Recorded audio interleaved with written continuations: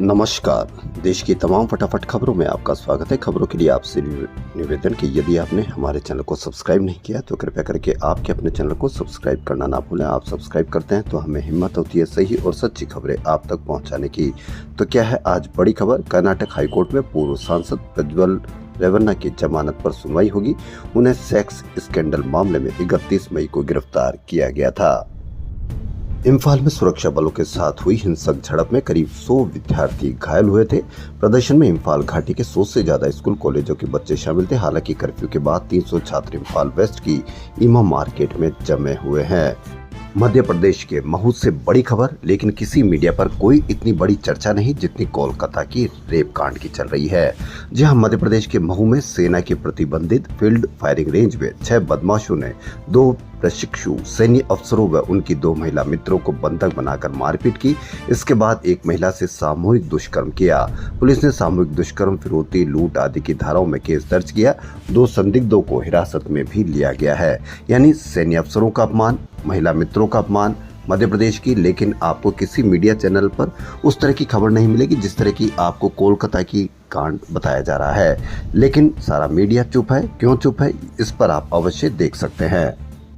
आप समझदार बनिए, क्योंकि आप दिन भर जिस तरह की आपको खबरें परोसी जा रही है उस खबरों को आप दूसरे चैनलों पर देखते रहिए और किस तरह से आपको खबरें दी जा रही है, कहां की खबरें दी जा रही है, इस पर आप जरूर सजग रहें, सावधान रहें।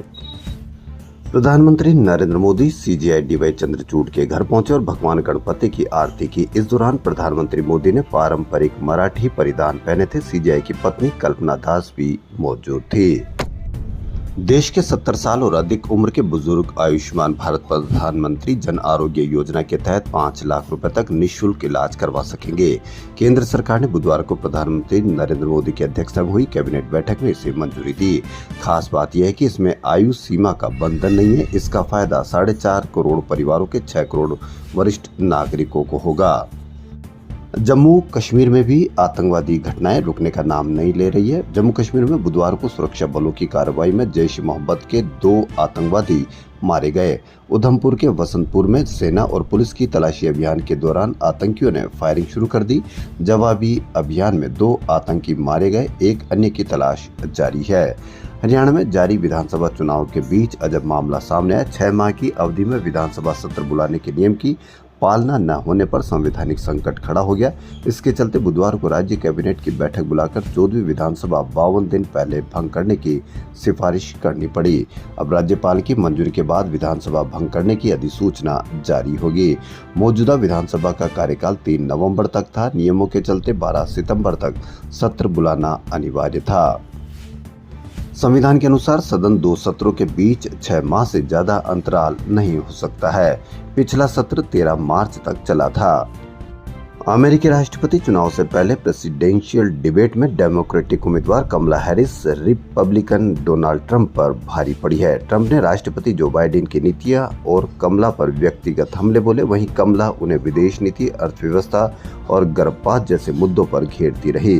चुनाव से पहले ये प्रेसिडेंशियल डिबेट थी जिसमें ट्रंप और कमला पहली बार आमने सामने थी। 27 जून को बाइडेन और ट्रंप की डिबेट हुई थी। तब बेहद खराब प्रदर्शन के चलते बाइडेन को राष्ट्रपति पद की दावेदारी छोड़नी पड़ी थी। ट्रंप तानाशाह बनना चाहते हैं, कमला हैरिस का ये कहना। मेरा ध्यान भविष्य पर है, ट्रंप अतीत में अटके, हम पीछे नहीं जाने वाले। ट्रंप ने अमेरिका को नस्लीय आधार पर बांटने की कोशिश की। सब जानते हैं कि ट्रंप को तानाशाह पसंद है। पहले दिन से वो खुद भी तानाशाह बनना चाहते हैं। जब महंगाई बढ़ती है तो खबर बहुत छोटी सी और किसी कोने में आती है, लेकिन जब महंगाई कम हो जाती है तो बड़ी खबर आती है। अगस्त में रिटेल महंगाई 3.65% रहने का अनुमान है। जुलाई में भी यह 3.54% रही थी। यदि अगस्त का अनुमान सही साबित हुआ तो 5 वर्षों में पहला मौका होगा जब लगातार 2 महीने रिटेल महंगाई 4% से कम रहेगी। जून तक खाद्य महंगाई 8% से ऊपर थी, लेकिन किसी अखबार में, किसी मीडिया पर इसकी कोई चर्चा नहीं, क्योंकि ये सिर्फ आपसे जुड़ी खबर है। भारत में सैमसंग की बिक्री धीमी पड़ने लगी। इसके चलते सैमसंग इंडिया 20% कर्मचारियों की छंटनी कर सकती है। कंपनी मैन्युफैक्चरिंग के तरीके भी बदलेगी। मैक्सिको के राष्ट्रपति लोपेज ओब्राडोर के न्यायिक सुधार के कदम के विरोध में हजारों की संख्या में प्रदर्शनकारी सीनेट में घुस गए और जमकर हंगामा किया। प्रदर्शनकारियों ने सीनेट भवन के दरवाजे तोड़ दिए और ऊपरी सदन के सत्र कक्ष में जबरन घुस गए। जनता का कहना है कि ओब्राडोर खुद को भ्रष्टाचार से बचाव करने के लिए न्यायपालिका पर अपना नियंत्रण चाहते हैं। हरियाणा में वर्तमान में प्रत्याशियों के जरिए पार्टी अपने राजनीतिक समीकरण दुरुस्त करने में जुटी है, लेकिन एंटी इनकम्बेंसी और बागी बड़ी चुनौती है। चुनाव की घोषणा के बाद से अभी तक पार्टियां उम्मीदवारों की चयन प्रक्रिया में ही उलझी है, बागी समीकरणों को बिगाड़ने में लगे हैं। सर्वाधिक बगावत भाजपा में दिखाई दे रही है। 30 सीटों पर बागियों ने पार्टी के लिए मुसीबत खड़ी कर दी है। लगातार तीसरी बार सत्ता में आने का प्रयास कर रही भाजपा ने सभी 90 उम्मीदवारों की घोषणा कर दी है। राहुल गांधी के अमेरिकी दौरे के बाद पूरी भाजपा के लिए सिरदर्द बने हुए उनके भाषण और उनकी स्पीच, इसके लिए देश को तोड़ने वाली ताकतों के साथ खड़े हैं राहुल गांधी, यह अमित शाह का कहना है। और पूरी भाजपा राहुल गांधी पर हमलावर हो गई है।